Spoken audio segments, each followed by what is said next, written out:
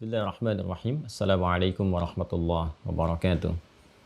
Alhamdulillahi rabbil alamin. Wassalatu wassalamu ala rasulillahil karimil amin. Nabiyyina Muhammadin wa ala alihi wa sahbihi ajma'in. Wa ba'd. Fa ya ahbaballahi wa ahbaba rasulihi sallallahu alaihi wasallam.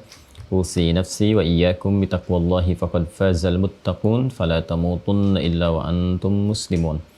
Faqala ta'ala Ya ayyuhalladzina amanu taqullaha haqqa tuqatih wa la tamutunna illa wa antum muslimun. Saudara-saudariku, berjumpa kembali. Kita bermohon pada Allah Subhanahu wa taala semoga saat ini dan selanjutnya senantiasa kita dibimbing dan diridhai oleh Allah Subhanahu wa taala.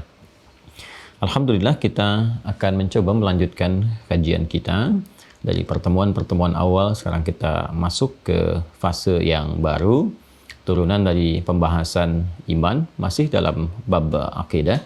Tapi sebelumnya kita terbiasa juga bermohon pada Allah Subhanahu wa taala semoga saudara-saudari kita yang berkehidupan sampai detik ini namun belum beriman dikuatkan jiwa dan lisan mereka untuk bersyahadat sebelum wafat dan kembali kepada Allah Subhanahu wa taala. Pun demikian, semoga para pelaku maksiat, dan boleh jadi kita termasuk di antara mereka, diberikan kekuatan, bimbingan oleh Allah Subhanahu wa taala untuk mau bertobat, meniti jalan kehidupan yang lebih baik, hayatan thayyibah, dan juga semoga kita semua wafat dalam keadaan husnul khatibah. Amin, insyaallah. Baiklah, kita akan mencoba memasuki topik yang baru yang berkelindan dengan pembahasan-pembahasan yang lalu.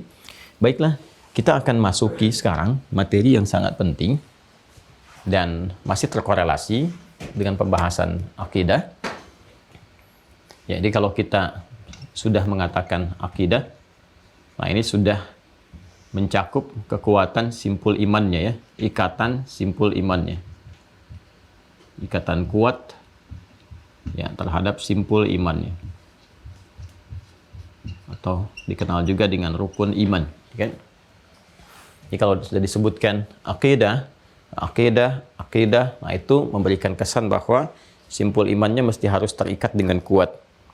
Ya kurang lebih sudah ada 50 video.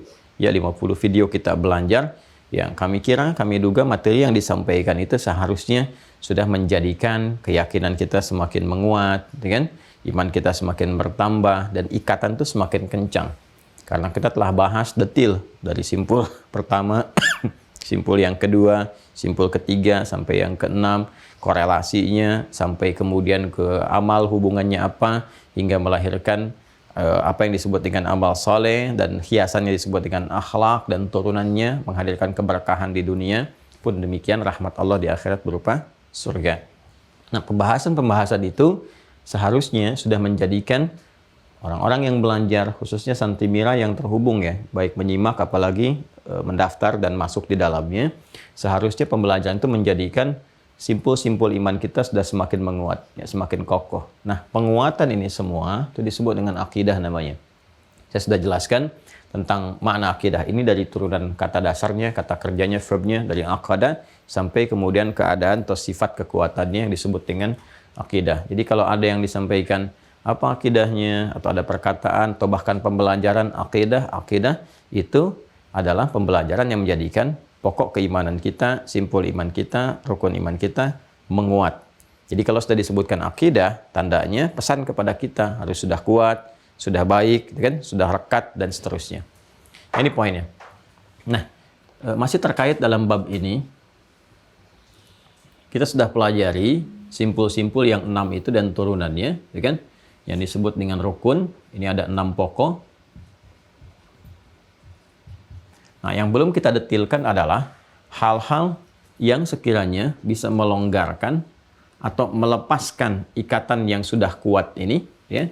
Ikatannya sudah kuat, kan, sudah bagus, ya, yang dibahas bahkan disampaikan dengan bahasa Al-Qur'an itu dengan urwatul wuthqa, kan? Urwatul wuthqa. Jadi ikatan yang sangat kuat, sangat kokoh, ya. Nah, hanya kan kita juga sudah membahas pada pokok iman yang kedua tentang malaikat tuh, di simpul yang kedua ada lawannya kan, yang disebut dengan setan itu, dan telah kita bahas dari asal usulnya, cara kerjanya, bahkan di akhir tragisnya, ya. Dan secara singkat bahwa setan dimaksud telah menghadirkan atau mengajukan permintaan kepada Allah Subhanahu wa taala untuk membuktikan kesombongannya. yang dengan itu dia, makhluk ini, menolak kemuliaan taubat. Allah memberikan ruang ya kepada iblis dengan jeda, dan iblis sesungguhnya mengerti bahwa Allah itu Maha Kasih, Maha Rahman, Maha Rahim, yang akan menerima taubat bagi hambanya yang mau kembali meniti jalan kebaikan. Karena itu Allah menamai dirinya juga dengan Tawwab. Tawwab dan Rahim, Tawwab Rahim. Ya, Maha penerima taubat, artinya orang yang mau kembali, hamba yang mau kembali ke jalannya, dan menerimanya itu dengan penuh kasih yang sangat dalam. Jarang-jarang ada orang pelaku kriminal, pelaku maksiat, sikap buruk, mau kembali kepada jalan yang baik. Belum tentu kan, kalau manusia biasa bisa menerima gitu kan, itu dengan perasaan yang baik, yang lembut, kecuali manusia-manusia yang terdidik, itu pun nggak langsung. Ya kan? Yang punya akhlak, punya kemuliaan, itu pun nggak bisa langsung seperti itu. Boleh jadi ada juga masih keraguan dalam hatinya, ada kekhawatiran dan seterusnya. Tapi karena Allah itu bukan makhluk, Allah Khalik, Allah pencipta seluruh makhluk yang ada, ya kan? Maka dari itu sifat Khalik mesti beda dengan makhluk. Maka bersamaan dengan penerimaan Allah, menerima hamba yang ingin kembali kepada jalan yang baik, disertakan penerimaan itu dengan rahmat. Karena itu sifat tawabnya disandingkan dengan rahim. Tawwabur rahim, maha menerima hamba yang mau kembali dan disambut dengan penuh kasih. Nah, iblis tidak memilih itu. Ya, dia terusir dari rahmat. Karena itu dia mengeluarkan dirinya dari rahmat sehingga terusir dari rahmat. Ya, jadi alih-alih dia mendapatkan hak, dia malah memilih mendapatkan jim. Ya, Allah kan punya sifat rahim. Ya, menerima hamba yang mau kembali dengan sifat tawwabnya, tawwab, ya kan? Rahim. Nah, rahmat Allah ini menjadikan setiap hamba berpeluang mendapatkan kasihnya sehingga diterima taubatnya. Ya, tapi iblis ingin membuktikan kesombongannya, ya kan? Dia menolak ini, keluar dari rahmat ini. Ya, maka Allah pun menetapkan, qala khruj, gitu kan? Kamu keluar. Sehingga dia terusir dari rahmat Allah karena sikapnya sendiri, sifatnya sendiri, kemudian terlempar dari rahmat itu. Sesuatu yang terlempar dari rahmat, Masya Allah, ini bahasanya sangat luar biasa ya. Yang terlempar dari rahmat, keluar dari rahmat, ini berpindah aja dari hak ke jim. Yang tadinya rahim menjadi rajim sini. Ya. Sehingga kita selalu bermohon kepada Allah agar dilindungi dari sikap dan sifat yang berpeluang mengikuti jejak iblis yang terlempar dari rahmat Allah. Ya, yang berpeluang mengikuti godaan-godaannya, saat menggodakan disebut setan. Saat dia berubah disebut iblis, saat menggoda dan mewariskan kemudian perubahan-perubahan sikapnya yang buruk itu disebut dengan syaitan. Maka kita bermohon kepada Allah yang punya sifat Rahman dan Rahim, ya kan? Dari godaan-godaan setan yang sudah memiliki karakteristik rajim, terlempar dari rahmat. Ya, sehingga kita dibimbing oleh Al-Qur'an untuk bermohon ya dengan mengucapkan a'udzubillahi minasyaitonir rajim, ya, di gambarannya. Nah, setan, seperti pernah dibahas di episode yang dulu di simpul yang kedua, ya, dia sudah mendeklar, ya, menyampaikan jelas, ya, dan bahkan bermohon kepada Allah ketika Adam dan Hawa mulai diturunkan, menjalani misi kehidupan di bumi sebagai khalifah untuk beribadah kepada Allah Subhanahu wa taala. Dia sudah mengajukan diri iblis ini untuk membuktikan kesombongan dan minta waktu, diberikan tangguh oleh Allah sampai dengan kiamat, tapi diancam. Kalau masih memilih ini, nanti pulangnya neraka, jahanam, kan? Dan ya itulah, kalau sudah terliputi oleh kesombongan itu, apapun terlihatnya seperti ringan, gitu kan? Ya, apapun terlihatnya seperti ringan. Jadi resiko ini malah diambil oleh iblis, nggak apa-apa gitu. Yang penting saya ingin buktikan bahwa kata iblis itu lebih hebat dibandingkan dengan Adam. Ana khairum minhu, seperti pernah kita bahas di surah Al-A'raf itu. Ya, maka apa yang terjadi? Ya, dia memproklamirkan dirinya untuk menggoda anak cucu Adam dan sudah mengatakan wala udillannahum, aku akan sesatkan mereka, kan? Wala umanniyannahum, memberikan khayalan, imajinasi fiktif, khayalan negatif, imajinasi yang negatif. Pokoknya yang mengarah kepada penyimpangan-penyimpangan karena sifatnya rajim. Ya, jadi kalau nanti ada hal-hal terkait ini, teman-teman sekalian, yang menggeser dari rahmat, ya, menggambarkan sesuatu, mengilustrasikan, memvisualisasikan sesuatu pada sesuatu yang baik, itu nggak ada masalah. Konteksnya positif. Tapi ketika menghayalkan, mengimajinasikan sesuatu ke arah yang negatif, nah ini sudah ada provokasi, ya, dari iblis yang disebut dengan waswas itu. Ya, saya sudah terangkan makna waswas, silahkan dilihat kembali. Alladzi yuwaswisu fi sudurin nas, ya. Nah, ini Dia sudah mengatakan, aku akan sesatkan, aku akan berikan khayalan-khayalan negatif, ya. Kemudian juga akan merubah perilaku, memberikan was-was supaya merubah perilaku. Ya, merubah perilaku yang bersifat destruktif, merusak. Ya, yang bersifat merusak. Nah ini terkumpul di Quran surah keempat An-Nisa. Ini Quran surah keempat An-Nisa dari ayat 118 ya sampai 120. Baik, kalau yang ini di surat An-Nas, alladzi yuwaswisu fi sudurin nas, kita sudah hafal. Surah 114. Ini la'anahullah, ya, dilaknat dia oleh Allah Subhanahu wa taala, wa qala la'attakhidanna min 'ibadika nasiban mafrada. Aku akan mengambil bagian ya Allah dari bagian manusia itu, potensi manusia itu dalam berkehidupan supaya aku berikan was-was, aku goda. Ini sudah pernah saya jelaskan bagian apa itu. Dan mengerucut pada sifat fujur supaya dia tunggal berdiri sendiri. Pada udhillannahum, maka aku akan sesatkan anak cucu Adam itu dengan dari bagian itu. Kemudian wala umanniyannahum, aku akan menjadikan mereka berkhayal, berimajinasi secara negatif sehingga bergeser dari rahmat, bergeser dari perintah, malah mengerjakan larangan dan sebagainya. Kemudian juga diberikan waswas supaya merubah perilaku-perilaku baik yang terkait dengan diri manusia sendiri, ya, perilaku yang menyimpang, bahkan tampilan fisiknya, alih-alih menutup aurat, dibuka aurat, okay? Kemudian juga dari akhlaknya, perilaku yang menyimpang, atau bahkan merubah seharusnya ini menjadi pelengkap kehidupan, ya, yang berkhidmat, memberikan servis kepada manusia untuk ibadah, ya, seperti hewan-hewan, tumbuhan. Ini kan juga perangkat yang melengkapi kebutuhan ibadah kita.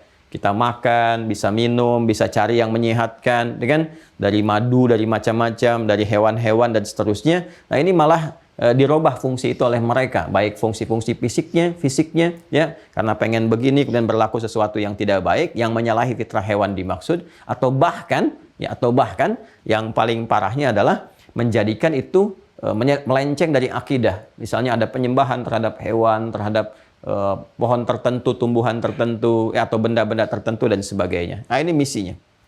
Dan ini kalau sudah disampaikan nyata. Jadi kalau sudah terlihat oleh kita, misalnya ada yang nyembah hewan, ada yang merubah-rubah tentang fitrah hewan dan sebagainya, Nah, dan seterusnya lah. Ya, itu berarti ini nyata. Apa yang disampaikan Al-Qur'an itu benar. Ya, ada yang nyembah pohon misalnya, ada yang menjadikan pengkultusan terhadap benda-benda. Nah, ini menunjukkan apa yang difirmankan oleh Allah di Al-Qur'an itu benar adanya. Ya, ini supaya kita berhati-hati kan. Nah, ini apa kaitan dengan pembahasan akidah? Kita telah uraikan dalam banyak pembahasan detil bahwa tugas manusia itu adalah menghadirkan support iman terdalamnya supaya bisa menggerakkan bagian luar tubuhnya yang diikat oleh akal nanti untuk bisa bersikap yang mulia dalam berbuat yang mulia. Sumbernya dari sini, ikatan ini, 6 pokok ini. Sumbernya akidah ini. Ya, sumbernya akidah. Jadi kalau kita ingin membuat sebuah ilustrasi, ini gambarannya ya. Di sini ada iman. Ya, ini ada 6 pokok, 6 simpul pondasinya. Saya bulatkan seperti ini. Ini seperti pernah kita sampaikan juga, terdapat di dalam relung jiwa kita yang disebut dengan nafas. Ya. Sisi lain nanti di nafas ini pun ada fujur. Kalau ini ada bagian iman ini disebut dengan bagian jiwa takwa. Ya, sisi lain nanti ini ada fujur. Yang nanti katalisnya ke sini seperti sering saya terangkan. Ya, sudah berapa kali saya uraikan. Ini adalah lawan langsung dari sifat takwa, ya, menjadi katalis supaya menjadi katalis. Jadi nanti dari iman ini kalau ikatannya bagus, kuat, maka dia akan mengaktifkan sinyal takwa. Perhatikan baik-baik ya.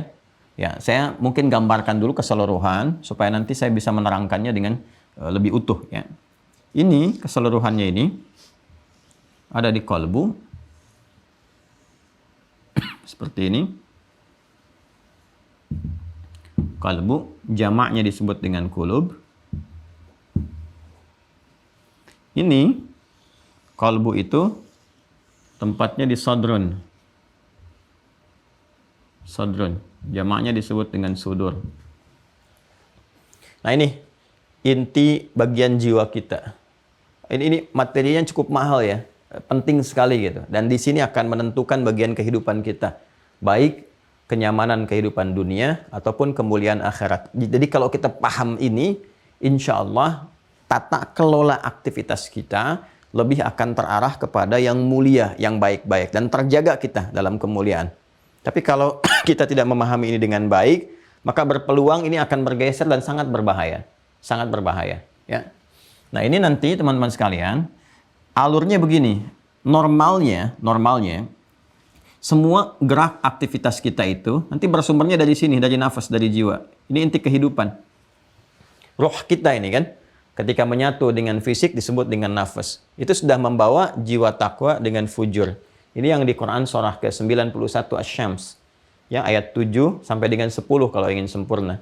Wa nafsin wa ma sawwaha, dan demi jiwa yang telah sempurna penciptaannya. Kapan jiwa itu sempurna? Ketika roh sudah masuk ke dalam fisik. Rohnya masuk menjadi nafas maka sempurna. Itu isyaratnya di Quran surah ke-15 nanti masuknya roh kepada fisik menjadi nafas di Quran surah ke-15 ayat 28 itu kan sampai dengan 30. Wa idz qala rabbuka lil malaikati inni khaliqum basyara min salsalim min hamaim masnun fa idza sawaituhu wa nafakhtu fihi min ruhi. Ya, fa idza sawaituhu, maka jika aku telah sempurnakan penciptaan itu, kapan sempurna itu? Ketika fisik sudah mulai dimasuki roh. Ya, dengan izin Allah diberikan, ditiupkan rohnya masuk. Wa nafakhtu fihi min ruhi, diberikan roh oleh Allah Subhanahu wa taala, maka sawwa. Redaksinya menggunakan kata sawwa, sempurna. Sawwa, fa idza sawaituhu. Nah, sawwa di sini nanti ditafsirkan, dijelaskan kembali oleh Al-Qur'an di Quran surah ke-91 tadi, Asy-Syams. Ya, ayat 7 sampai 10 itu. Wa nafsin, wa nafsin wa ma sawwaha. Ketika sempurna itu roh masuk jadi nafas. Makanya disebutkan wa nafsin, dan demi nafas, wa ma sawwaha, yang telah sempurna pembentukannya ini, ya kan? Keadaannya ini masuk ke dalam fisik. Ada apa di dalamnya? Fa'alhamaha fujuraha, ini katalisnya, wa taqwaha. Maka diilhamkan di dalam nafas ini fujur. Ya, seperti ini sudah pernah saya uraikan, jadi tidak panjang lebar lagi saya sampaikan. Ini adalah katalisnya. Ya. Terhadap apa? Wa taqwaha. Terhadap jiwa takwa. Ini kumpulan kebaikannya. Ini akumulasi sifat baik. Semoga bisa dipahami dengan baik ya. Saya akan coba uraikan sepelan mungkin. Ya, karena ini agak dalam materinya, tapi insya Allah kalau kita berniat ikhlas, Allah akan bukakan kepada kita pintu pemahaman yang baik. Ini akumulasi sifat-sifat baik. Sifat baik itu disebut khair namanya. Ya. Jamaknya disebut khairat. Ya. Nah, akumulasi sifat-sifat baik ini, di sini ada jujur, sabar, tawadhu, dan sebagainya. Itu disebut takwa namanya. Nih. Jadi potensi pertama di dalam jiwa itu, jiwa takwa, ini mengakumulasikan sifat-sifat baik. Ya. Nanti katalisnya dari sini lawannya. Jadi kalau di sini ada jujur, di sini ada dusta, di sini ada sabar, di sini ada marah, gitu ya. Nah, ini nggak boleh berdiri sendiri karena ini harus mensupport ke sini. Jadi kalau misalnya menemukan marah, amarah dari sini nih, maka cepat cari lawannya ke sini, sabar. Ya, karena marah itu diciptakan untuk mensupport, menjadi katalis supaya sabarnya muncul. Karena nggak mungkin ada sabar kalau nggak ada amarah. Ya. Nah, ini harus ke sini supportnya. Ini nggak boleh berdiri sendiri. Kalau dia terputus ini, makanya saya buat garisnya ini agak putus-putus ini, ya. Karena nanti ada peluang yang mencoba memutus ini harus dikuatkan. Kalau ini terputus, maka ini berdiri sendiri. Ke sini jalurnya langsung ke nafas, bukan ke sini. Ya, ini yang berbahaya. Kalau dia berdiri sendiri, tidak memberikan support ke sini, maka yang keluar sifat buruk semua. Ya, karena ini kutub negatifnya, ini kutub positifnya. Proton dengan elektronnya. Yang ini positif, ini negatif. Kalau ini nyatu keduanya, jadi bagus. Ya, wa nafsi wa ma sawwaha fa'alhamaha fujuraha wa taqwa. Qad aflaha man zakkaha. Kalau ini fungsinya benar, maka falah nanti keluarnya. Ya. Baterai ada kutub positif, negatif gitu kan? Kalau dipertemukan keduanya kan melahirkan cahaya. Ya kan? Tapi kalau misalnya ini berdiri sendiri, negatif sendiri bahaya. Ya, keluar sendiri ini bahaya. Makanya ini kalau ini ketemu dua-duanya, falah. Ini mengkataliskan ke sini, support. ini keluar, ya kan? Maka keluar yang baik-baik. Maka cara bacanya, begitu menemukan marah, oh ini sabar muncul. Begitu menemukan ada peristiwa tentang dusta, oh jujurnya supaya naik. Begitu kemudian melihat ada gerak-gerik kesombongan, oh ini tawadhunya harus muncul. Begitu cara mencernanya. Nah, ini kumpulan-kumpulan kebaikan, ini ada di jiwa takwa. Kapan dia bisa optimal keluar, naik sifat-sifat kebaikan itu? Nah, tergantung kepada titik dalamnya dulu, generatornya ini. Takwa ini hanya bisa keluar sifat-sifat baiknya kalau nanti ini imannya kuat. Karena generator takwa ini di iman di sini. Ya, di kimia juga proton ada bagian dalamnya lagi kan, supportnya lagi. Jadi kalau kita belajar kimia itu di proton kan ada bagian dalamnya juga, ya kan? Nah, ini di takwa itu kumpulan sifat-sifat kebaikan, ada generator penggeraknya lagi, cahayanya di sini.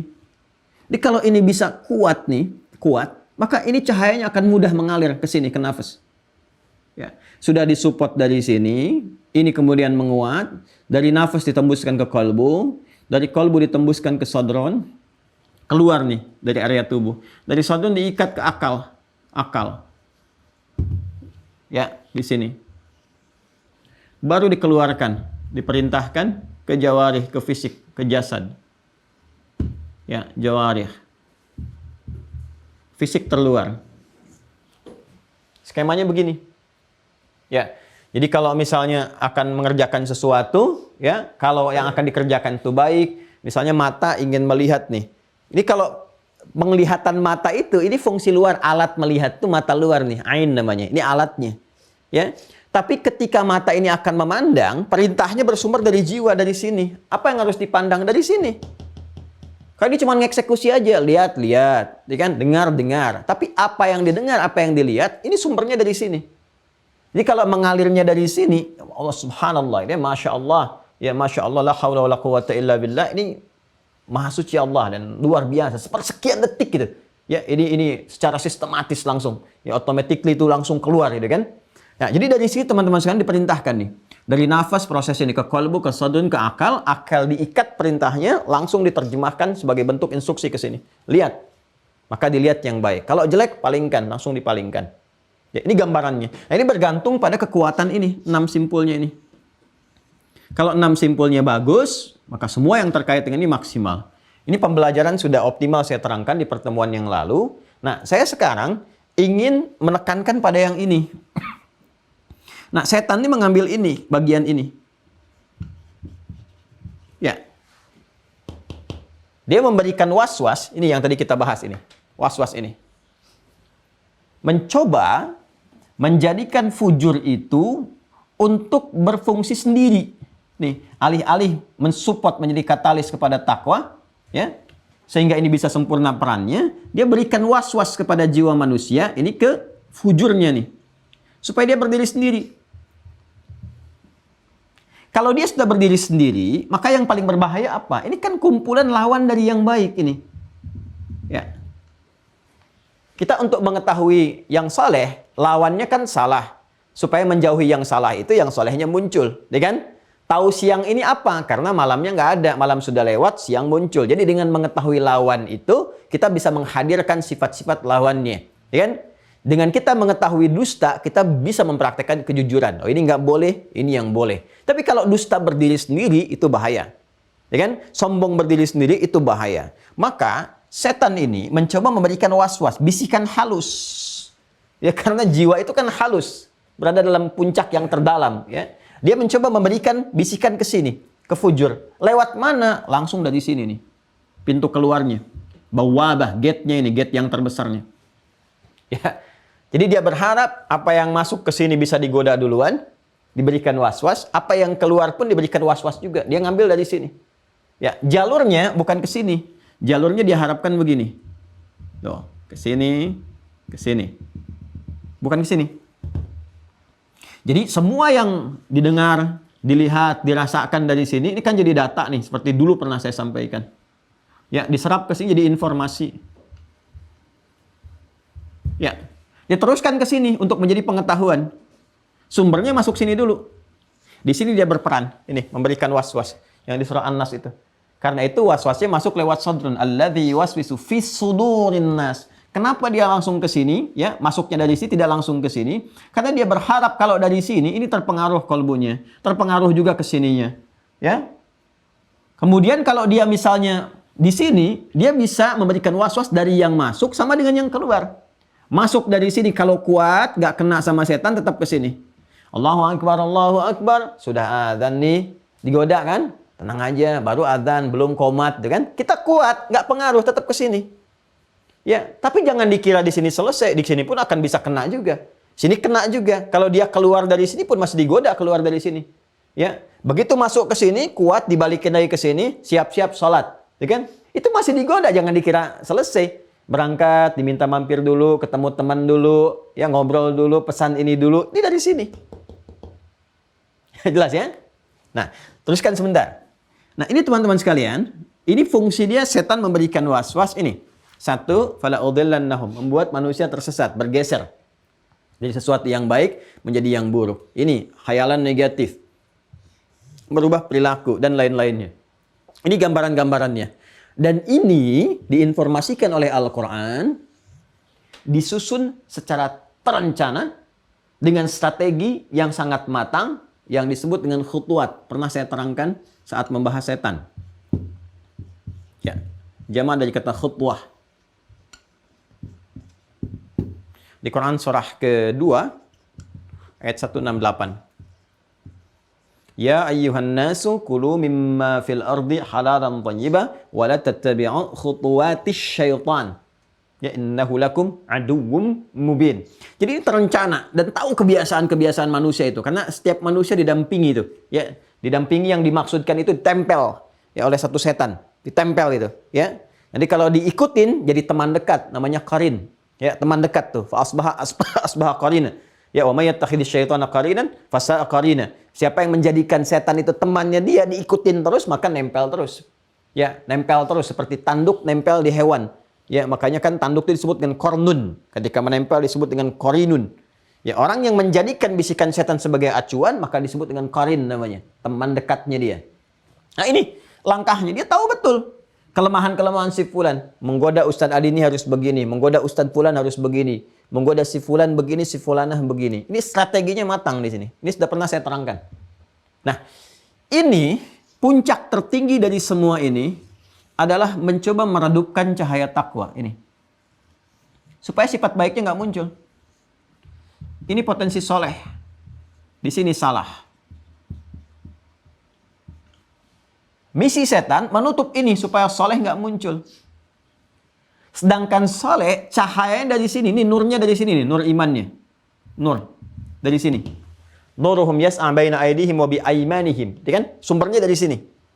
Ini cahayanya.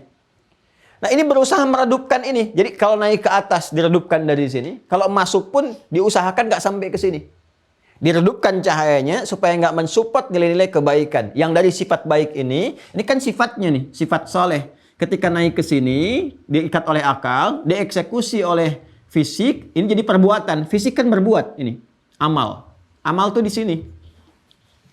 Kalau di sini belum jadi amal. Masih ada di inti. Inti itu nuat namanya. Inti sesuatu disebut dengan nuat. Ya. Segala yang bersumber dari nuat disebut dengan niat namanya. Oh, ini agak detail ya. Ya, ini inti kehidupan disebut dengan nuat namanya. Segala yang bersumber dari sini disebut dengan niat namanya. Karena itu kita kenal niat, ya kan? Tapi ini belum keluar nih. Belum jadi amalan. Sekalipun nanti di dalam syariat saat pembahasan fikih, ini sudah bisa dihitung sebagai pahala sepanjang mengarahkan pada kebaikan, kepada yang saleh. Ya, ketika dieksekusi jadi pahala kembali, bertambah, berlipat pahalanya. Nah, cuma ini belum jadi perbuatan. Perbuatan dalam arti yang dikerjakan oleh fisik terluar. Ya, baru menjadi sifat diarahkan ke sini, terus baru ketika dikeluarkan dalam bentuk perbuatan fisik, diikat nanti dengan sifat ini, baru muncul solehnya di sini. Ya, lisan ingin berkata, apa yang mau dikatakan? Tergantung keadaan jiwanya. Jika nanti support untuk perkataan itu, pulsanya bersumber dari sini, kata-kata yang baik, kan ini sifat-sifat baik. yang mulia, ngalir ke sini, masuk lewat lisan, berkata dia, maka karena berkatanya disupport dari sini, dan ini mempunyai unsur saleh, khair, maka perkataannya berubah menjadi amal saleh. Jelas? Nah, normalnya begini. Normalnya. Kalau memandang, disupport dari sini, pandangannya saleh. Ya, jadi baru dia menjadi amal, ya, dalam pengertian pekerjaan fisik ketika dikerjakan di sini. Kalau di sini masih amalan ini, amalan nafas, amalan kolbu, karena nafas ada dalam kolbu. Ya, karena itu kan amalnya kolbu disebut dengan niat, kan? Karena tempatnya dinuat. Nah, normalnya begini seharusnya. Manusia itu seharusnya begini. Seperti saya jelaskan di hari Ahad yang lalu, ya, dia diberikan waktu disebut dengan asar. Asar ini harus dimanfaatkan dengan iman, supportnya. Sehingga dari sini keluar nanti ke sini menjadi amal soleh. Wal asr, innal insana lafi khusr, illa alladzina amanu, ini wa amilus shalihat, jalurnya begini. Normalnya seperti itu. Nah, inilah perilaku yang benar. Di jalan yang benar. Jalan yang benar, yang baik disebut dengan sahih namanya. Hadza sahih, amalun sahih.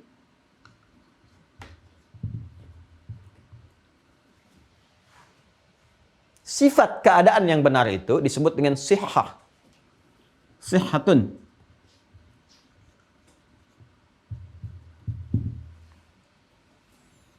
Diserap ke dalam bahasa Indonesia, sehat. Ya, seseorang dikatakan sehat secara fisik kalau semua bagian fisiknya berfungsi dengan benar. Ya kan? Tidak ada persoalan-persoalan. Tapi hati-hati, yang sehat itu bukannya fisiknya. Karena manusia disebut manusia, ada 3 unsur utama pembentuknya, anatomi manusianya. Fisik, akalnya, imannya. Jadi kalau fisiknya sehat, bagus. Tapi akalnya pun mesti sehat. Akal tidak sehat, berbahaya. Karena akal itu berfungsi mengikat perintah dari jiwa, ini untuk diberikan instruksi kepada jasad. Jadi kalau ininya nggak sehat, bahaya. Ya, hewan nggak punya akal. Karena itu nggak ada yang ngikat. Ya, apa aja yang keluar, ya apalagi nggak ada takwanya. Kan yang ada fujurnya semua. Kan jeleknya semua gitu. Makanya yang keluar dari hewan tuh nggak akan ditimbang. Nggak ada pikiran, nggak ada pengikat, dan yang keluar ya itu seperti itu adanya, instingnya aja. Ya. Nah, manusia tidak. Fisik harus sehat, akalnya sehat, dan ini imannya harus sehat. Ini sehat, berfungsi benar. Ikat, keluarkan, masuk, keluar. Tapi dari sininya supportnya bermasalah. Maka masalah juga ini. Jelas ya? Nah, nanti kaitannya terutama dengan ibadah. Ini jalur yang benarnya begini. Jalur yang benarnya. Jika ini ada persoalan, baik secara fisik, ataupun di akal, ya, apalagi di sini, di inti jiwa, inti kehidupan, bergeser ini dari kata sihah, ya, bergeser, berubah, ada masalah, maka lawannya disebut dengan marid namanya, sahih. Lawannya marid.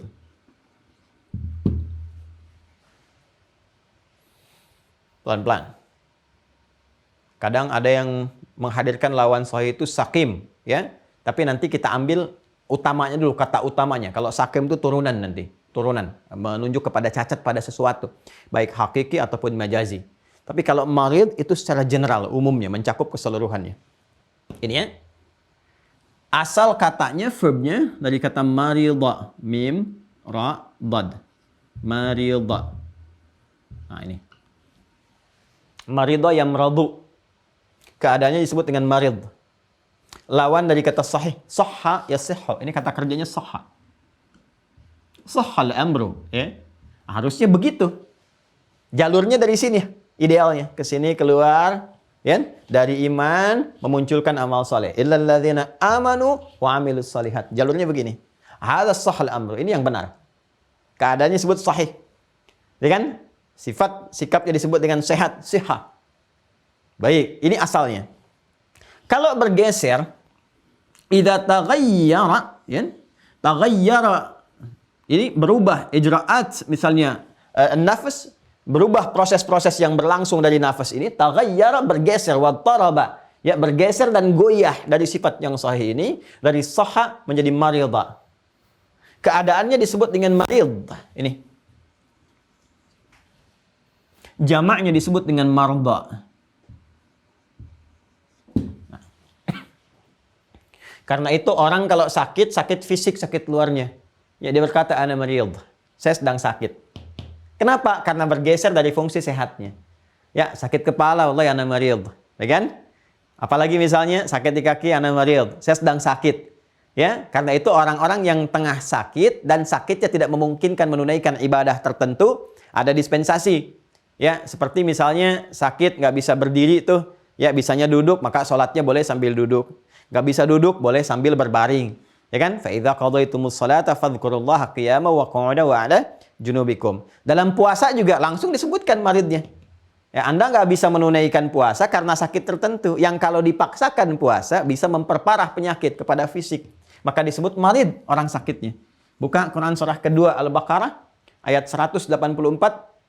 Ya, faman kana minkum maridan aw 'ala safarin fa'iddatun min ayyamin ukhar. Ya, ada Quran surah 2 ayat 184 dan disebutkan sekali lagi di ayat 185-nya. Ayat 184 ayyaman ma'dudat, kan? Ayyaman ma'dudat. Faman kana minkum maridan. Ini menunjuk pada yang fisik, yang ini. Sedang sakit. Ya. Penyakit yang mengenainya, ini sedang sakitnya, sakit. Penyakit yang mengenainya disebut dengan daun namanya. Da untuk fisik. Daun. Ini penyakitnya. Ya, spesifik untuk menunjuk kepada fisik. Jadi kalau sudah disebutkan fisik, ini pakai da penyakitnya. Keadaan sakitnya secara umum disebut dengan marid. Ya. Pelan-pelan. Ya. Kalau kata kerjanya marida, ya, misalnya saya ingin katakan saya sakit, ya, ana marid. Ini menggunakan kata benda. Kalau kita ingin mengatakan dengan menggunakan kata kerja, ya, saya kemarin sakit, alhamdulillah sekarang sembuh. Ana maridtu al-ams. Kemarin saya sakit, maridtu. Ya. Maridha di dalam Quran ditemukan di Quran surah ke-26, Asy-Syu'ara ayat 80. Nabi Ibrahim menyampaikan kalau kita pun sakit, ya, kalau saya sakit kata Nabi Ibrahim, pasti Allah akan sembuhkan. Ini contoh yang bagus sekali, optimis, ya, pada sesuatu yang baik. Marid. Tuh. Ya, kita sudah belajar di pertemuan yang lalu, kalau ingin menggunakan kata kerja tinggal sukunkan huruf akhir dari kalimat, tambahkan kata gantinya. Ya, kalau kita ingin masukkan kata ganti ke kata kerja, sukunkan huruf akhir kata kerjanya, ya kan? Dan tambahkan kata gantinya. Ada Quran surah 26 ayat 80, Asy-Syu'ara ayat 80, Nabi Ibrahim menyampaikan wa idza maridtu, nih, fahuwa yashfin. Dan walaupun aku sakit, pasti Allah sembuhkan. Wah, ini tingkat iman yang tinggi nih, ya. Karena sudah ada komitmen kan, perjanjian antara kita dengan Allah. Allah dengan sifat rububiyahnya akan merawat, ya kan? Memberikan kebutuhan, menyembuhkan, mengampuni dan sebagainya. Makanya Nabi Ibrahim tawakalnya tinggi sampai mengatakan kalaupun sakit pasti aku akan disembuhkan. Nah, ini sifat optimis kepada setiap kita yang diuji dengan penyakit, apapun itu, harus punya sikap optimis dalam diri kita. Katakan, insya Allah pasti sembuh, Allah janji kok, pasti disembuhkan. Untuk menggapai kesembuhan itu ikhtiar. Ya, secara fisikal ke dokter misalnya, terus tambah dengan ibadah, dekati Allah yang menyembuhkan asy-syafi. Ya. Nah, jadi kata kerjanya menunjuk kepada sakit maridha, keadaannya disebut marid, penyakitnya untuk fisik disebut da. Obatnya disebut dengan dawa namanya. Dawa. Dawaun. Ya. Di sini kita mendapatkan informasi kalimat ya likul lidain dawaun. Setiap penyakit fisik itu ada obatnya. Ya, Allah menebarkan ya penawarnya. Illal maut, kecuali kematian. Kematian enggak ada penawarnya. Ini untuk fisik. Di penyakitnya disebut apa? Da, pelan-pelan. Penyakitnya spesifik disebut dengan da. Keadaan sakitnya disebut dengan marid. Kata kerjanya, ya, saya sakit, kemarin sakit, berbentuk kata kerja disebut maridha. Ya, ini kita sedang bicara bahasa Arab ya. Baik, kadang-kadang di bahasa Indonesia nanti semua sama, sakit mau kata benda, kata kerja sama semua. Ya, di bahasa Arab itu ada kata kerja maridha, kata benda naunnya marid, penyakitnya disebut dengan apa? Daun. Menemukan marid ini ya di Quran surah kedua tadi saya contohkan ayat 184. dan 185, Quran surah 2, ayat 184, 185.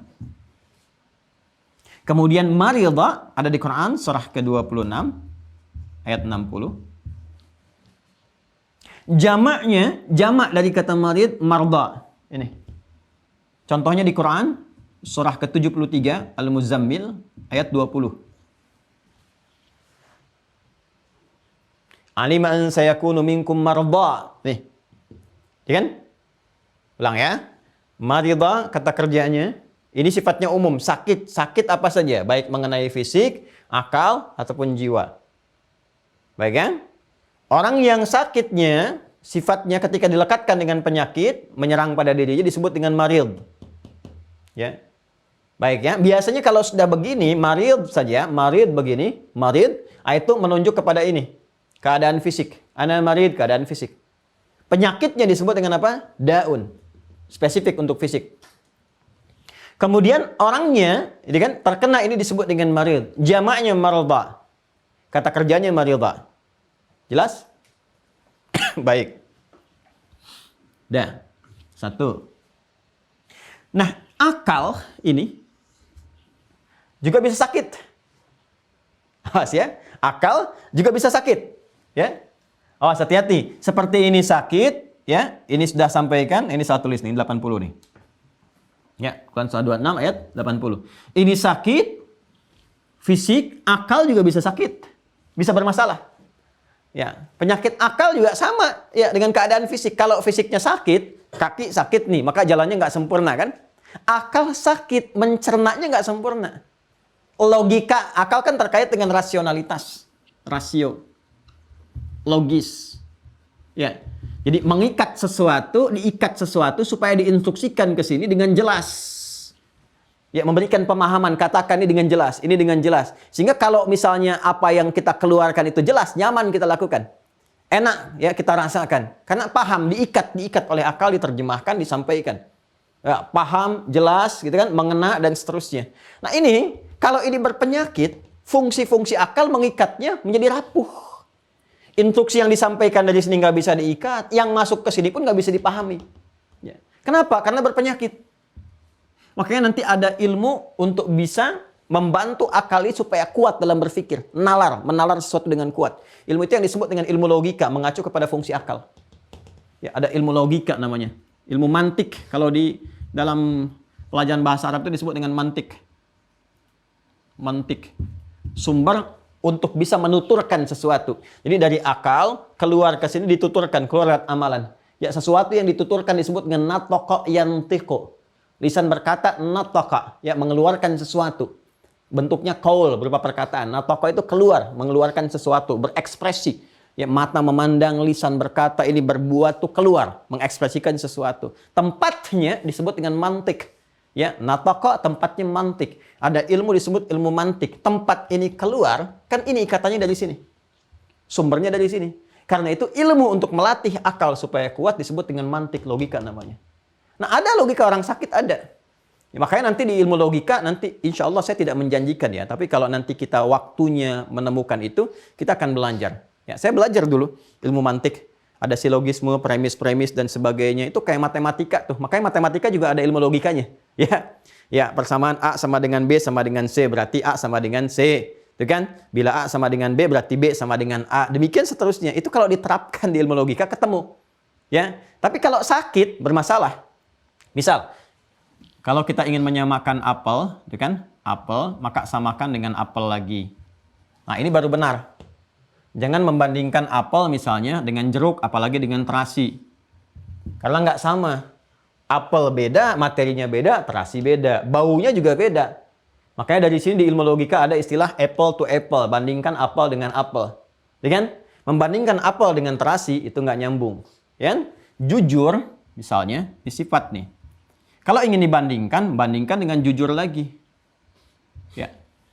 Membandingkan jujur dengan dusta itu bukan bandingan, itu keberbalikan. Paradoks. Sesuatu yang yang paradoks itu nggak bisa dibandingkan. Ya, karena keduanya itu sudah berbanding terbalik. Kalau ingin membandingkan yang serupa, jujur dengan jujur lagi. Ya, jangan dibandingkan jujur dengan sifat-sifat yang mengarah kepada dusta, pengingkaran, itu nggak nyambung. Ya, kalau kita masih bahas teori belum paham, tapi kalau udah diberi contoh baru nyambung. Ini ada misalnya di sini nih. Ini pelaku jujur.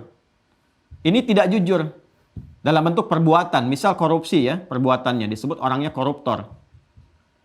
Nah, A jujur, B koruptor. Lalu ada disampaikan pilihan. Anda pilih mana? Si A yang jujur atau si B yang koruptor? Ya. Mas sampai sini masih belum jelas. Kalau diberikan penjelasan lagi, bisa kita turunkan. Di sini ada muslim nih. Ya, bukan karena ajarannya, karena perilakunya yang menyimpang dari nilai keislaman, dia korupsi sehingga disebut koruptor. Di sini misalnya non muslim. Ya, ada yang nggak korupsi.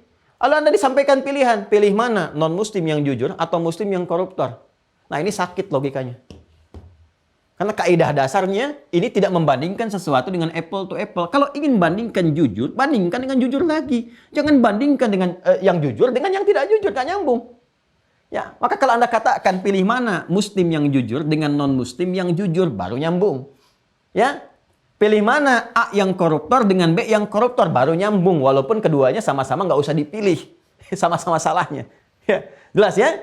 Nah, banyak lagi nanti logika-logika yang sesat itu. Itu kalau dipraktikkan ke dunia sekarang banyak. Yang sering digunakan oleh orang-orang liberal. Itu pada sakit itu cara berpikirnya.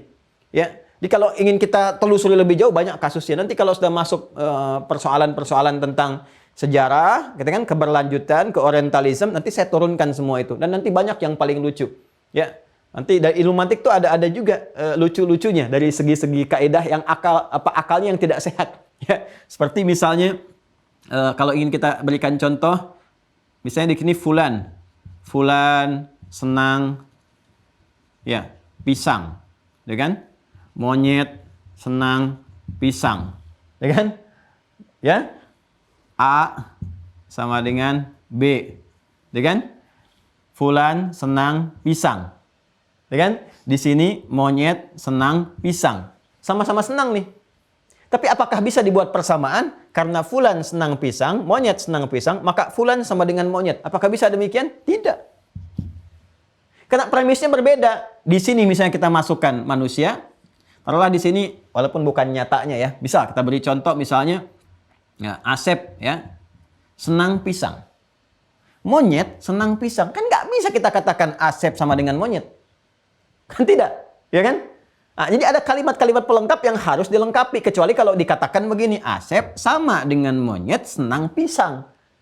Sama-sama senang pisang. Tapi kalau ini diputus, ini bahaya. Memutus ini yang bahaya. Nah, ini yang suka digunakan oleh orang liberal.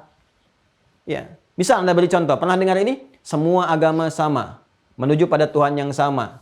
Cuman caranya beda-beda. Itu kan motong ayat. Apa yang dipotong? Al-Baqarah ayat 62. Ujungnya nggak dia masukin. Tengah-tengahnya dipotong. Innal ladzina amanu wal ladzina hadu wan nasara was-sabiin. Dipotong sama dia. Sampai situ aja, ntar disambungin lagi ujungnya. Ya kan? Ya.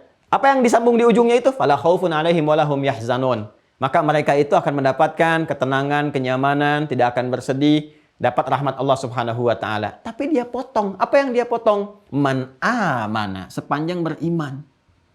Wa amila salihah, dan beramal saleh.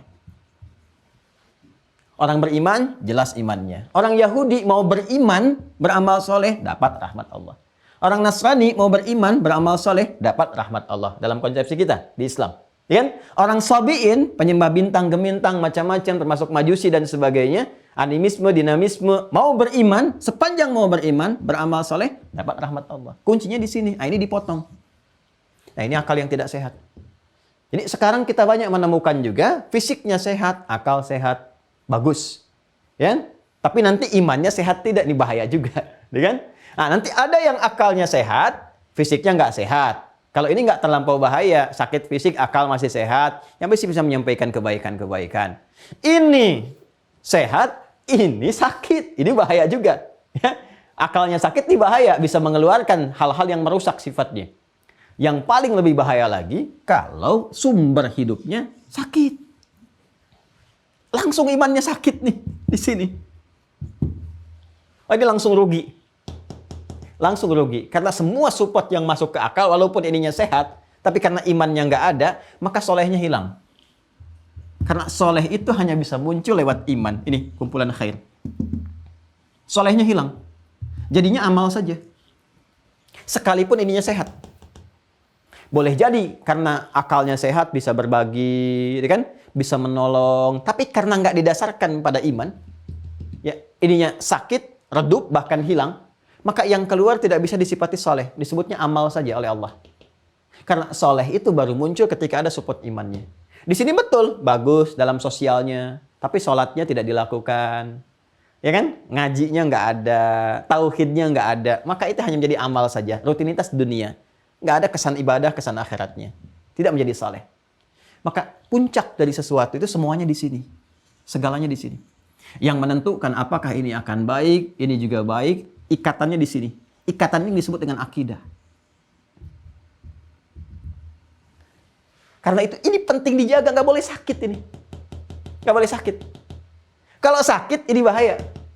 Makanya setan masuknya ke sini, ke ruang ini, ke ruang akidah. Untuk melonggarkan simpul-simpul iman ini. Ya, gimana cara melonggarkannya? Dia berikan was-was. Was-was yang ditiupkan itulah bentuknya disebut dengan penyakit. Ini, turunan dari ini. Saya ulang ya. Was-was yang dimasukkan ini lewat sadrin, itulah penyakit dari sini nih. Keterkaitan dengan ini. Nih, bentuknya ini, wujudnya. Penyesatan, imajinasi negatif, hayalan, merubah kepada perilaku, ya. Ini penyakit semua nih, mencoba dimasukkan ke sini nih. Dimasukkan ke sadran. Supaya tertular keadaan-keadaan hati, tercemar nih. Kolbunya tercemar, ya kan? Nafasnya tercemar. Tadi kita kembali ke sini. Sakit itu apa? Maridah. Ini nama umumnya kan? Ya. Ke fisik sudah kita kenal, daun namanya. Ya kan? Ini untuk fisik nih. Walaupun sama-sama nanti marid, sakit, sama-sama sakit. Kata kerjanya maridah. Kalau untuk fisik daun, untuk ini apa? Untuk iman. Kalau akal cuma ngikat saja, gitu kan? Kalau fisik jelas, keterkaitan keseharian. Kalau ini apa nih namanya nih? Ini apa? Yang ini nanti jahlun, ya jahalah, itu kebodohan, nggak bisa ngikit, lemah, nggak bisa ngikat. Yang ini daun, yang ini apa? Yang ini langsung mengambil dari sumber utamanya. Ini yang paling bahaya. Turunan dari kata ini. Ini kan nama umum nih. Yang mencakup semua jenis penyakit. Ini marid. Bentuk detailnya daun. Ini marid jahlun. Betul kan? Khata'un. Ini marid juga. Tapi yang paling luar biasa, Al-Quran memberikan langsung diksinya menunjuk kepada kata awalnya. Ingin memberikan kesan kalau sudah begini, maka semua jenis penyakit akan mencoba dimasukkan. Turunan dari sini, jenis penyakit yang menunjuk kepada penyakitnya, detailnya disebut dengan maradun namanya. Maradun. Maradun. Ada tanwinnya. Perhatikan baik-baik ya. Saya agak pelankan sedikit. Marida. Tetap hurufnya mim, ra, dad. Marida itu verb. Kata kerja. Fi'il. Ini. Marida kata kerja. Verb. Contoh, Quran surah 26 ayat 80. Asy-Syu'ara ayat 80. Ya, tadi yang saya sempat salah tulis 60, rubah ke 80 ya. Ya, saya kira saya mengucapkannya konsisten 80, tapi tadi lisan tangan menuliskan keliru. Wa idza maridtu fahuwa yashfin. Sudah? Keadaan yang dialami ya disebut dengan marid. Orang yang mendapatkan disebut dengan marid. Huwa marid, dia sedang sakit. Ini masih umum. Boleh jadi penyakitnya fisik. Maka penyakit fisik yang disebut dengan da. Obatnya disebut dengan apa? Dawa. Sudah. Contoh kata marid di Al-Baqarah ayat 184 dan 185. Jamaknya disebut dengan marda. Ya kan? Maradun, maridun, marda. Quran surah ke-73 ayat 20. Alima an sayakunu minkum marda. Ya kan? Sudah? Baik. Nah, penyakitnya disebut dengan marad. Marad. Sekarang perhatikan baik-baik. Ketika ini kena penyakit nih, tempat utamanya nafasnya, di kolbunya. Ya, seringkali disebutkan kolbu untuk menunjuk kepada nafas. Karena ini mencakup nafas sekaligus. Gejolaknya nafas itu ada di kolbu. Gejolaknya. Jadi karena di sini ada takwa dan fujur, seringkali terus bergolak karena ini diprovokasi oleh setan, ini disupport oleh malaikat, terus ada pertentangan.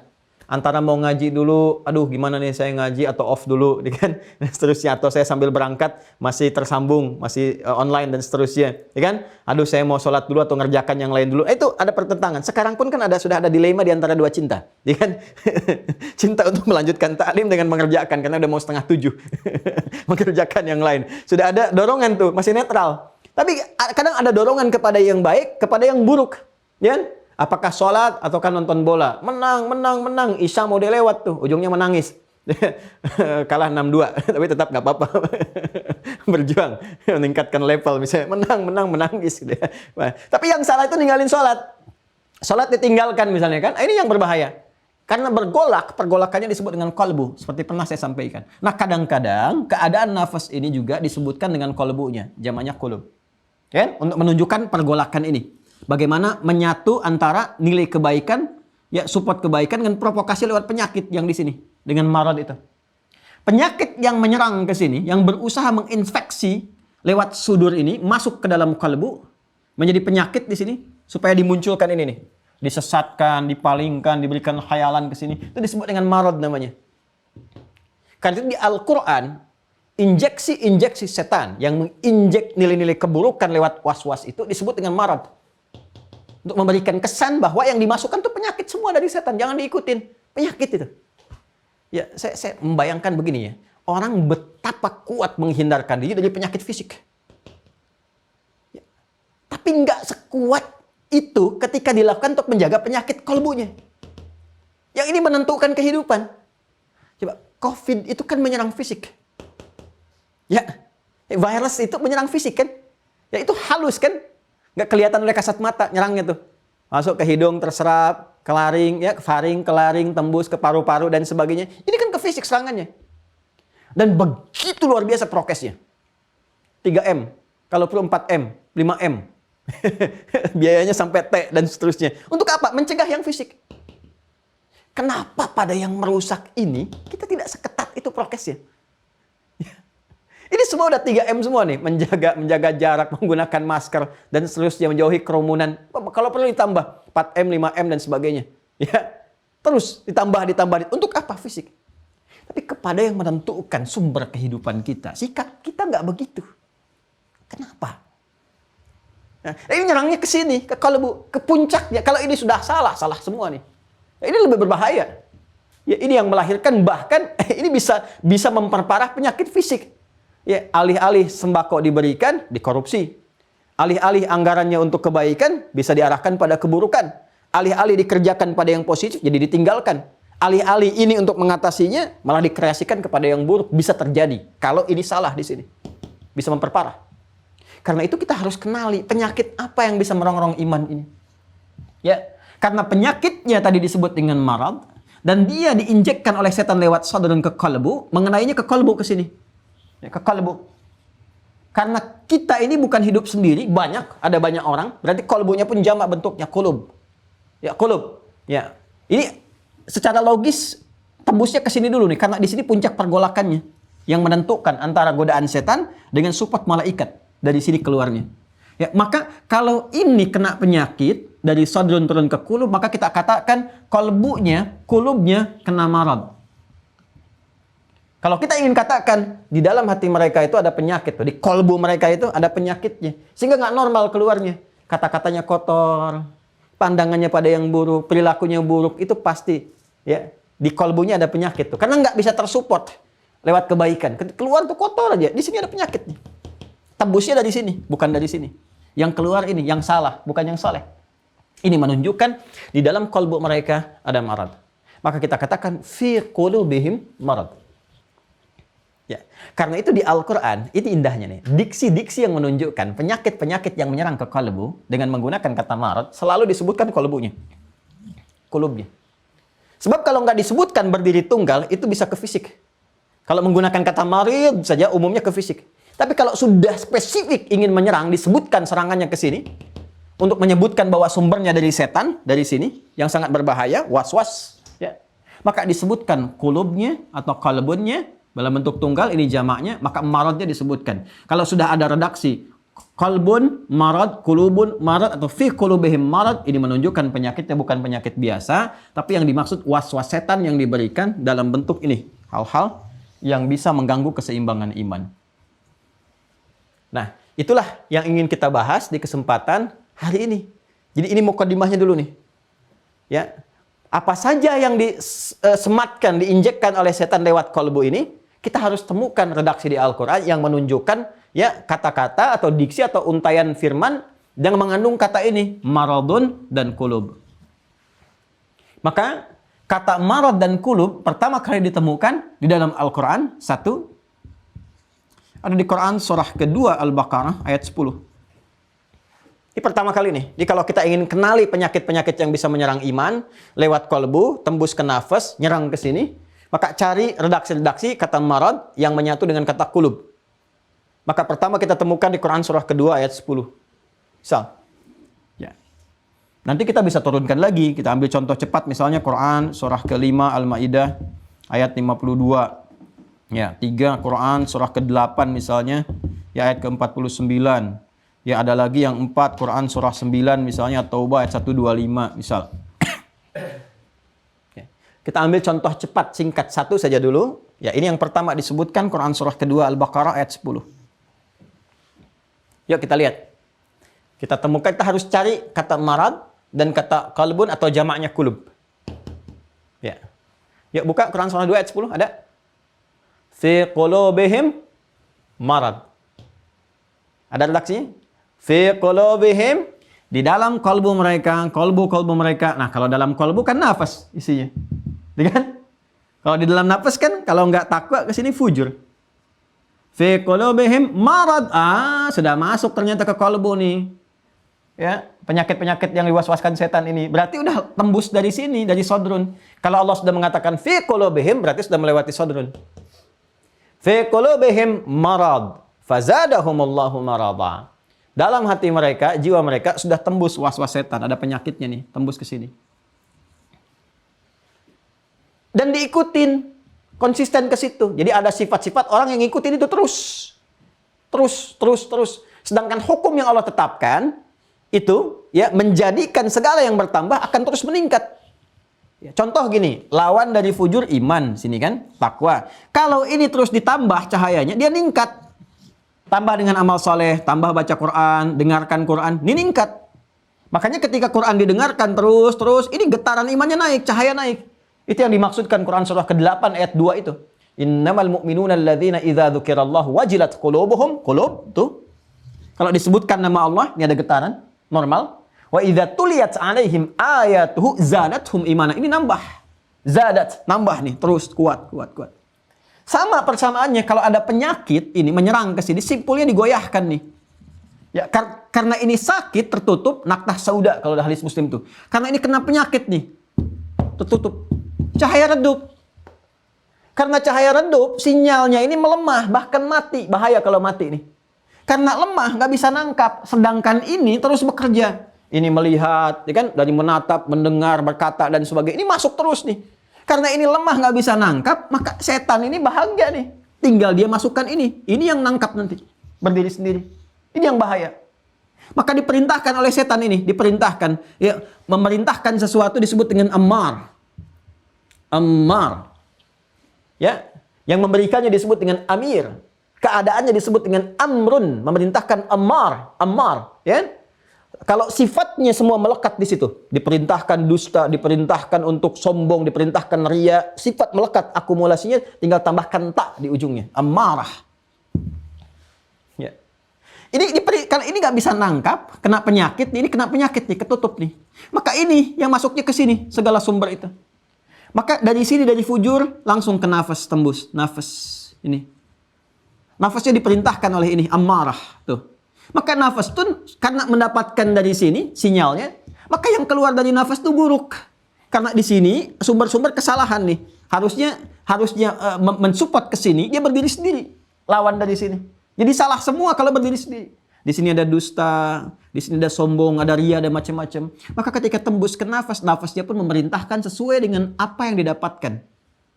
Ya, dari sini sumbernya. Naik ke kolbu, naik ke sini, keluarlah kemudian perbuatan. Ketika keluar karena salah, jadi buruk pasti. Ya, sesuatu yang buruk disebut dengan su namanya. Su. Ya. Jamaknya disebut dengan sayyiat. Keadaannya disebut dengan sayyi, jamaknya sayyiat. Su. Buka Quran surah ke-12 Yusuf alaihissalam, surah 12 ayat 53. Wa ma ubarri'u nafsi. Dan tidaklah aku bisa menyimpulkan diriku suci. Diriku suci. Ya. Kenapa? Karena masih ada nafsu yang bisa diprovokasi oleh setan. Innan nafsa, sungguh nafsu itu kalau dia berdiri sendiri, nafas. Nah, ini nafas yang disebutkan ini menggunakan metode sinekdok totem proparte. Ya. Ini keseluruhan mencakup bagian-bagian. Karena di nafas ini kan dia ada takwa, ada ini, supportnya kan ini. Kalau ininya mati, supportnya dari sini, maka seakan-akan nafas yang mengeluarkan perintah. Padahal dari sini, dari fujur. Karena was-was itu. Maka digunakan sinekdok totem proparte. Kalau ini terkuasai oleh fujur, maka nafasnya jelek semua. Dari sini sering kita sebut dengan nama nafsu. Nafsu. Padahal nafsu itu asalnya netral. Cuma karena kena pengaruh dari sini, nafasnya jadi nafsu. Ini ketutup. Ya, karena dipengaruhi oleh ini, diperintahkan yang buruk-buruk, maka dari nafas itu keluar perintah yang buruk ke sini, ke atas, untuk dieksekusi, diikat akal, diterjemahkan oleh jawarih, oleh jasad. Wa ma ubarri'un nafsi, innan nafsa, sungguh nafas itu kalau dikuasai oleh fujur, la ammarah nih. La ammaratum bisu nih. Jelas? Ini yang menguasai siapa? Setan. Punya sifat apa setan? Rajim. Balik ke sini. Ya kan? Untuk mengalahkan ini kita perlu bermohon kepada Allah. Minta rahmatnya dengan sifat rahim. Rahim itu verb, kata kerjanya rahima. Rahima yarhamu. Rahman mubalaghahnya, rahim mubalaghahnya. Ya, bismillahirrahmanirrahim dikumpulkan, minta rahmat. Kata kerjanya rahima. Ya, kalau dapat rahmat Allah dengan kata kerja rahima ini, maka terjauh dari rajim. Kata kerjanya rajama. Ini. Ya. Maka teruskan ayatnya. Innan nafsa la'ammaratun bisu illa ma rahima rabbi. Kecuali orang-orang yang kembali kepada Allah, ikuti petunjuk Allah untuk mendapatkan rahmat Allah. Kalau rahmat itu ada, ketutup ini semua nih, jalur-jalur setan itu. Nggak punya kuasa dia. Terbentengi. Ya, menjadikan semua karena Allah saja, untuk mendapatkan rahmatnya, menepikan yang lain disebut ikhlas. Seperti pernah saya bahas dulu, buka lagi videonya. Ya kan? Orang yang berusaha untuk mendapatkan ikhlas disebut mukhlis. Nah, fungsi iman untuk mengeluarkan takwa supportnya lewat ibadah. Masih ingat kemarin saya terangkan hari Ahad? Ketika kita banyak ibadah, ini tersupport. Karena itu ibadah itu diperintahkan sedapat mungkin usahakan ikhlas. Supaya apa? Mengaktifkan sinyal takwa, menepikan fujur, tidak memberi ruang kepada setan untuk mengeluarkan rajimnya. Dapat kita rahmat Allah. Disitulah diperintahkan di Quran surah 98. Al-Bayyinah di ayat kelima. Wa ma umiru illa liya'budullaha mukhlishina lahuddin. Dan tidaklah mereka diperintahkan kecuali untuk mengaktifkan sinyal iman melalui ibadah, kan? Dengar Quran, ibadah, baca Quran, ibadah, salat, ibadah, ini naik. Terus usahakan ikhlas karena Allah. Untuk dapat apa? Rahmat. Illa ma rahima rabbi. Ini hilang.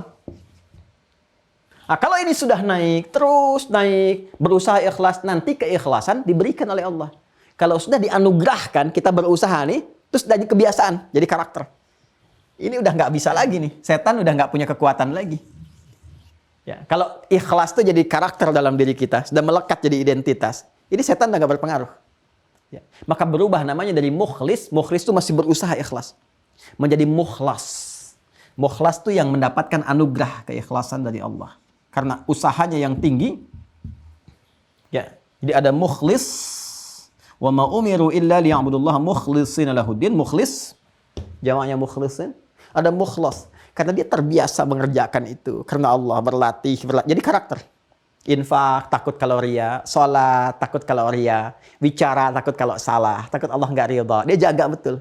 Melekat keikhlasan dalam dirinya berubah jadi mukhlas. Kalau sudah mukhlas, setan nggak punya kuasa. Dan setan sendiri yang mengatakan, seakan-akan manusianya punya benteng. Benteng kuat yang melindungi. Setannya mau goda, dia tetap menggoda, tapi nggak tembus. Karena ada bentengnya penjaga. Allah berikan nilai keikhlasan dalam dirinya. Ya, benteng yang menjaga, yang menutup, pagar yang menutup begini itu disebut hijr namanya. Hijrun. Makanya kita sekarang kalau ngelihat Ka'bah ada hijr Ismail kan? Ya kan? Bagian yang tertutup ini. Sehingga nggak semua orang bisa masuk situ kan? Terjaga kan? Itu hijr. Ya, ada surah ke-15 namanya surah Al-Hijr. Lihat ayat ke-40-nya. Surah benteng, surah terjaga. Quran surah 15 ayat 40. Ya. Al-Quran menyampaikan pengakuan setan langsung. Yang kalau lihat ayat sebelumnya dia akan mencoba menggoda. Termasuk di Al-A'raf nanti. Dia akan menggoda dari depan, dari belakang, dari kanan, dari kiri. Ada satu yang nggak bisa ditembus. Dia sendiri yang mengatakan. Ini saking rahmannya Allah kepada kita disampaikan. Perhatikan kalimatnya. Illa ibadaka minhumul mukhlasin. Bukan mukhlis tapi mukhlasin. Quran surah 15 ayat 40. Ada? Illa ibadaka. Kemarin kita belajar, nggak mungkin disebut ibad sampai pulang meninggal dipanggil dengan kata ibad. Fadkhuli fi ibadi. Kalau nggak ada ibadah kan? Ibad itu bentuk jama dari kata abdun yang konsisten menunaikan ibadah. Kita menjadi mukhlis berlatih untuk ikhlas untuk ibadah. Wa ma umiru liya'budullah. Orang yang ibadah disebut abdun. Jamaknya disebut dengan ibadun. Jadi kalau orang sudah konsisten ibadah, melekat pada dirinya, berlatih ikhlas jadi mukhlas, maka Allah menginformasikan, setan sendiri mengakui ada satu golongan yang nggak bisa ditembus oleh setan. Illa ibadaka ibad, artinya sudah melekat latihan dan ibadah. Minhum, dari mereka itu mukhlasin, yang punya sifat mukhlas. Kan? Ini penyakitnya dari sini nih, tembuskan ke sini, ke marad.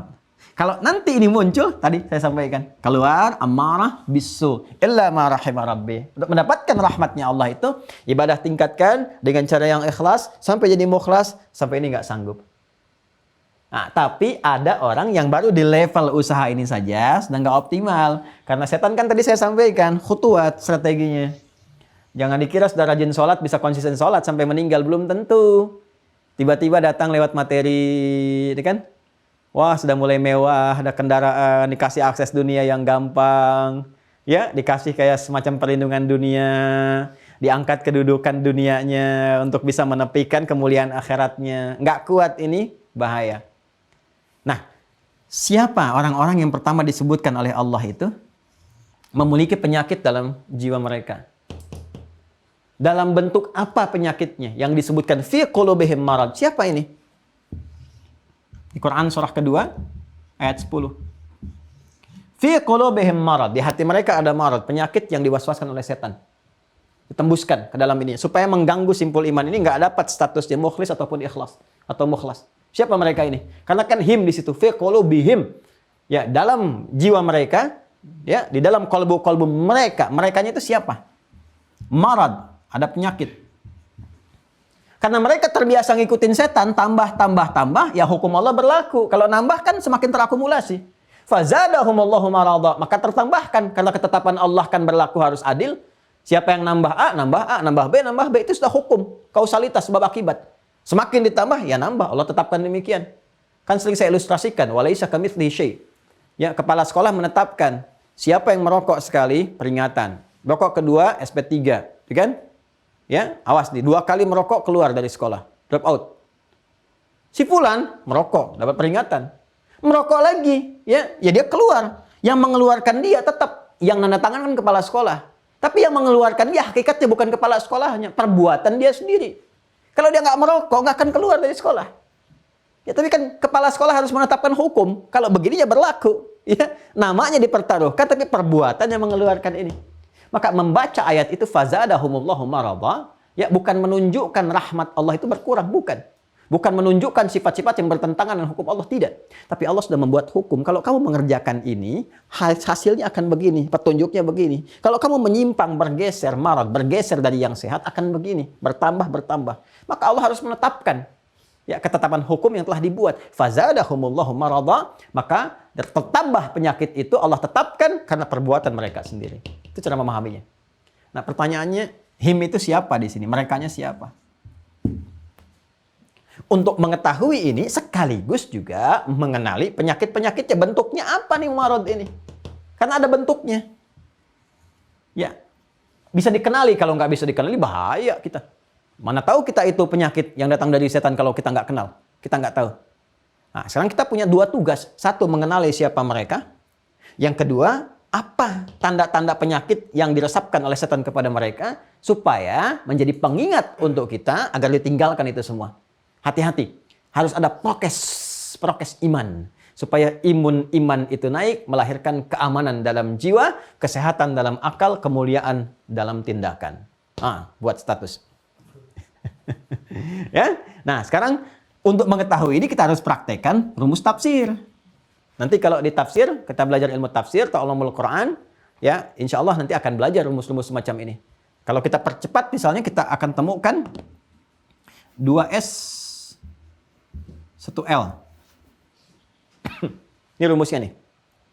2S 1L. S pertama siak. S kedua sibak. Cuman beda titik. Sibak dengan siak. Ini siak. S kedua sibak. Ya, kita naikkan ke sini. Siak kalau tulis pakai Latin. Sibak. Tuh, kalau tulis Latin kan udah beda kan? Iya, ini bak kan? Ini kan tinggal beda titik aja. Siak, ya, ini bak tuh. Satu titik. Siak, sibak, L-nya lihak. Lihak. Siak, ayat yang sedang dikaji. Teksnya ini, di sini. Al-Baqarah, Quran Surah 2, ayat 10. Ya? Sibak, ayat sebelumnya. Terus, sampai ke titik awalnya. Ya, jadi Al-Baqarah ayat 9, ayat 8, terus sampai ke Al-Fatihah, ayat 1. Lihak yang setelahnya. Al-Baqarah ayat 11, ayat 12, terus sampai ke An-Nas. Ke minal jinnati wan nas, ke ujungnya. Jadi memahami tafsir itu bukan perkara ringan. Bukan baca terjemah langsung paham, tidak. Jadi ketika kita membaca ingin memahami ayat ini, lihat. Coba lihat apa korelasi dengan ayat sebelumnya. Ada nggak hubungan sampai dengan ke Al-Fatihah ayat 1? Kemudian dengan setelahnya. Ayat 11, 12 sampai ke An-Nas berakhir. Ditemukan nih, sampai menemukan mereka ini siapa. Masya Allah, luar biasa ini. Nggak ada satupun ilmu tentang kitab suci yang caranya begini nih. Anda silahkan cek deh. Ya, ada nggak di dalam satu kitab yang disucikan, korelasi semua itu nyambung semua. Ya, depan ke tengah, tengah ke belakang, belakang ke tengah, tengah ke depan. Itu Masya Allah Al-Quran itu demikian. Bahkan ada kaidah dalam tafsirnya seperti ini. Nggak bisa berdiri sendiri. Jangan Anda memahami ayat secara tunggal begini, tidak. Lihat korelasinya. Ke atas, ke bawah, ya, sebelum, setelah, plus nanti dengan asbabun nuzul. Kalau ada ditemukan itu, dilihat. Nah, sekarang kita harus melacak. Ke sebelumnya ayat 9 apa, ayat 8 apa, korelasi sampai ke Al-Fatihah, sampai dengan ayat setelahnya apa, sampai ke selesainya, sampai ke An-Nas. Di sini kita akan temukan dua hal. Satu, jenis penyakitnya. Jadi marad itu punya jenis nanti. Jenis penyakitnya disebut apa? Yang kedua, orang yang terinfeksi oleh ini, ya, disebutnya apa? Dan tanda-tandanya apa? Cirinya apa? Nggak cukup sampai di situ. Prokesnya apa? Masya Allah. Ya. Ada prokesnya apa nih? Di sini udah ini yang paling menentukan. Nah, karena kita harus menggali sampai ke Al-Fatihah, sampai ke An-Nas, saya aja menerangkan di sini beberapa ayat kita butuh hampir 2 jam. Maka sekarang kita harus membahas 6.236 ayat untuk menemukan ini nih, ya, dan menguraikan ini semua. Akan lebih baik kalau besok kita sambungkan lagi. Supaya pelan-pelan kita runtutkan. Tapi kita dapat ya hari ini. Jadi kita dapati alur kehidupan kita. Ya itulah, kita ada di situ intinya. Saya, Anda, kita semua. Makanya mesti hati-hati ya. Mesti hati-hati. Jadi kalau kita kenal ini nih. Pokoknya asal ada imajinasi negatif, khayalan negatif, setan itu. Ya, hati-hati deh ya. Melihat pesawat. Wah, andaikan aku bisa terbang. Setan. Karena sedang nggak mungkin Anda terbang. Yang terbang tuh burung. Sudah ya? Nah, pokoknya macam-macam lah. Ke tempat-tempat kotor ada khayalan. Paling kotor itu kan kamar mandi tuh, toilet. Itu kalau jangan mencari ide-ide kreatif di kamar mandi. Itu udah nggak nyambung pokoknya. Ya. Kok lama? Sedang apa adik? Mencari inspirasi mah? Oh nggak ada, keluar. Cepat, bahaya. Itu karena tempat-tempat yang kotor. Ya, sampai naik ke atas ya, demikian. Nanti kita akan bahas, kalau baik-baik berarti itu simpul menguatkan iman. Pokoknya gini, cara cepat, cara singkatnya itu, kalau ada semua hal yang menjadikan diri kita bergetar untuk mengerjakan yang baik, berarti sinyal iman itu. Tapi kalau ada gambaran ini, was-was dalam bentuk penyesatan, hayalan, perubahan perilaku pada yang jelek, itu penyakit. Nah, coba tugas kita nanti untuk mengenali tanda-tanda, siapakah orangnya, apa jenis nama penyakitnya, bagaimana tanda-tandanya, seperti apa menjauhinya. Insya Allah kita akan lanjutkan di pertemuan berikutnya, juga dengan mengumpulkan, bukan hanya dari Al-Quran, tapi juga penjelasan dari hadis-hadis Nabi Muhammad SAW. Karena kita harus mengacu kepada satu penjelasan yang telah utuh, yang dijamin kebenarannya, dan tidak ada yang lain kecuali Rasulullah SAW sebagai penyampai wahyu. Saya kira ini untuk materi di hari ini. Allahumma taqabbal minna innaka antas sami'ul alim. Wa tub 'alaina innaka antat tawwabur rahim. Allahumma inna na'udzubika min hamazati syayatin wa na'udzubika ay yahduruna. Allahumma rabbana atina fid dunya hasanah wa fil akhirati hasanah wa qina adzabannar. Allahumma ya Allah ij'alna minas salihin wa alhiqna ma'al ladzina an'amta 'alaihim minal nabiyyin was-siddiqin wasyuhada'i was-salihin wa hasuna ulaika rafiqa. Wa sallallahu ala sayyidina Muhammad wa ala alihi wa sahbihi ajma'in. Wa akhiru da'wana subhanakallahumma wa bihamdika nashhadu an la ilaha illa anta astaghfiruka wa natubu ilaik. Walhamdulillahi rabbil alamin. Assalamualaikum warahmatullahi wabarakatuh.